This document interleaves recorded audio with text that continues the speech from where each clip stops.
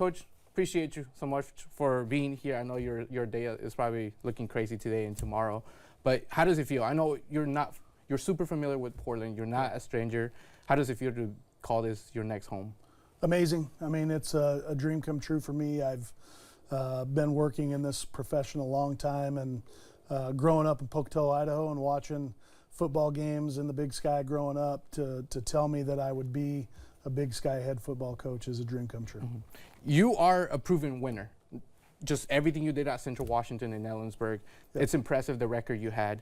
And now you're coming into PSU, where it hurts to say, but they had a 1-11 record this year. Yep.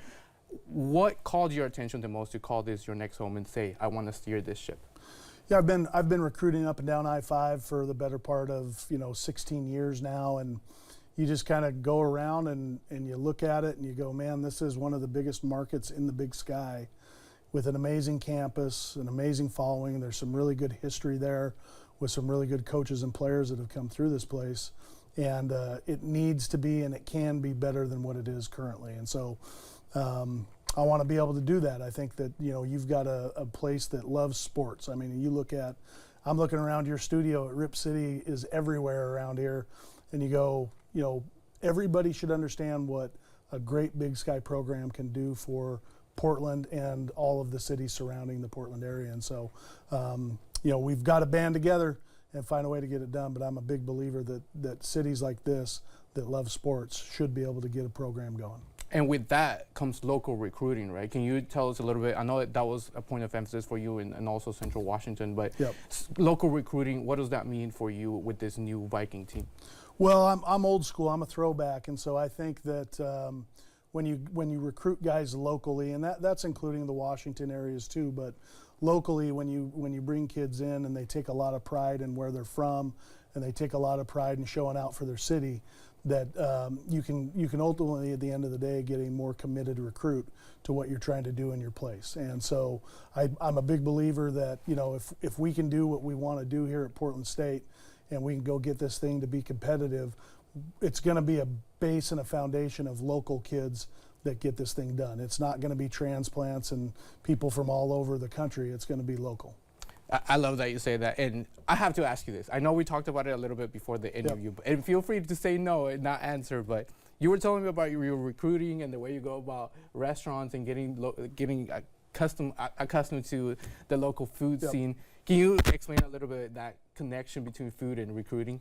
Well, you're on the road and you're kind of by yourself, or you're with a fellow coach, and so one of the fun things to do is look for great food opportunities. I call them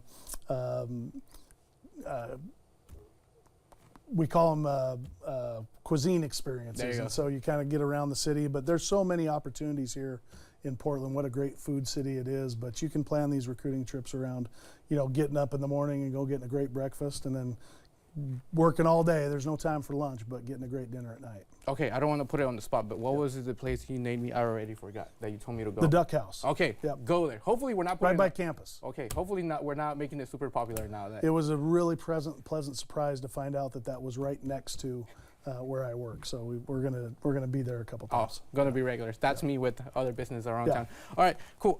You mentioned about the local recruiting, the Portland scene. When you looked at this team this past season, what were some things that caught your attention that maybe could improve, or you just want to completely change from this past year? Yeah, I would say that I'm not an expert of what went on last year, or really care that much about the things that went on in the past. All we control is what we do moving forward. And so, we're really going to try to come in here and bring some stability to the program, bring some things that we've done in our cultures that we've done in other programs, bring some things in competitiveness, and try to bring those things into the program and just, really breathe some new life into it. The big thing is that, Portland State is not a rebuild. Portland State has been good at football. They can be good at football again, and so we're just going to go reignite this thing and get this thing going again. I love to hear that. I'm excited for you, Coach. Yep. Okay, so you were talking about Central Washington, some of the things that worked as a Wildcat. Is there any not secrets, but any strategies that work for you that you're going to bring on that students and the student athletes should expect? Sure. You know, our biggest thing when we develop our culture is we want to develop a commitment level from the kids to one another, investing in not just our kids that are in the program from the coaches level, but investing in each other and creating that bond that you got to have to go play great football. You have to care about the man next to you. You got to care about the coaches that are coaching you, and the coaches have to love the players. And I think, you know, a lot of times we're afraid to use that L word in the sport of football and as men, but you know, we want to create that program where players love coaches and coaches love players, and at the end of the day, we go play for each other. Mm-hmm. So you would describe yourself as a players coach, or? I'm a combo. You know, Okay. I think that. You know, I think that word gets thrown around a lot, and I think if you're truly a player's coach, what you do is challenge players. You try to find a way for them to bring out the best in themselves. You know, you're not trying to find a way for them to get out of things or take shortcuts in life. And I think if you're truly a player's coach, you're really developing those guys for their future. And for all of them, it's not necessarily going to be the professional level. It's going to be life. And you know, my approach is this: is if we can develop great men, we're going to develop a great football team. And that's the goal at the end of the day, is just to develop great people. That calls my interest the most because you're talking about mentorship. Yep. Like leading these young men into not only athletes, but young adults or future adults that Yep. are going to be hanging out with us in the future. Yep. How much emphasis do you put in that to just take someone by the wing and be like, hey, listen, what's going on with your life? Yeah. Is that something you focus on? It's the foundation of the program. You know, it's those relationships and the connection that you have with not just your coaches on your staff, but the players in the program, the strength and conditioning staff, the athletic trainers, the athletic director, all of the administrative staff that helps us. We are all part of this. Everybody touches that program, and so everybody needs to know what the standard is of what we're trying to do. And I just think at the end of the day, you know, when it's all said and done, wins and losses aside, that the foundation of what you do to create great people, disciplined people, and accountable people, the score will eventually start to take care of itself, because accountable people win football games. I love to hear that, and I'm excited for you. Yep. I was, before I came to see you, or we met up, I was looking at the calendar, and the one game of the season that calls everyone's attention, it's that game at Autzen, right? Yep. I know it's so far in advance. Like, Yeah. you have, what, 11, 12 months? No, like 9 months ago. Yep. Are you looking forward to games like that to challenge yourself, to challenge your team? Yeah, I think you're always looking forward to being on the biggest stages, and that's one of the biggest in the country, right, at the highest level. And so, you know, that is so far out of our framework right now that, you know, what we're really worried about right now is just making sure that we're on the phone with each kid in the program, getting that thing solidified, talking to the transfers that we need to get in. And there will be a day that comes when we got to talk about UC Davis. That's the first one on the schedule. It isn't worrying about what's after that. I couldn't even tell you the order of the schedule right now outside of who our first opponent is, and doing everything in our power every day to recruit towards that, to work towards that, to develop the kids towards that, and educate them on what we need to do to get ready to play UC Davis game 1.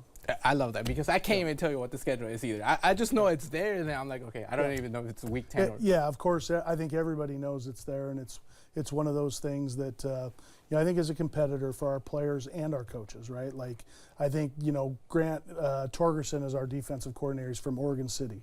You can bet that he dreamed of coaching on that stage at Autzen Stadium, and so have I. But, you know, we got a lot of work between now and then, and to really go out there and try to show and do our best, we've got to have a lot of things go in play before we get to that moment. And you've been putting in the work. And I just want to let everyone know, whoever's watching this, that before we met up today for this interview, you were already recruiting. You've been recruiting the last 24, maybe more than 48 hours now. Yeah. Take me through that mentality. It's like, okay, I got the job, let me get on the phone right away, get these kids on the roster.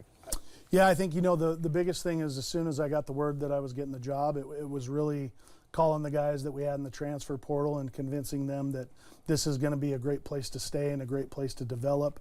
And then the guys on the roster, and then it's starting to kind of go through and evaluate where we're at as a program, so that you can make decisions what each individual roster guy looks like. Who were we recruiting from our previous institution that we can start to recruit to come here, and making those tough decisions on where we're headed that way. And so it is an ongoing, everyday process. If you were in the office right now, it looks like the New York Stock Exchange. We got the dang coaches in there. They're on their cell phones. They're hooting and hollering.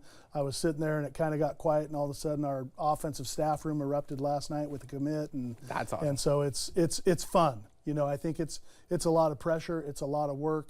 It's a lot of everything, and especially right now, we've got 7 coaches that just left their families behind, and they're grinding every second of this thing. We're up at 5 a.m. and going to bed at 10, and really working hard at this thing. But it's that consistent work and that consistent attitude to be great that's going to get this thing over the hump, along with the support that we need.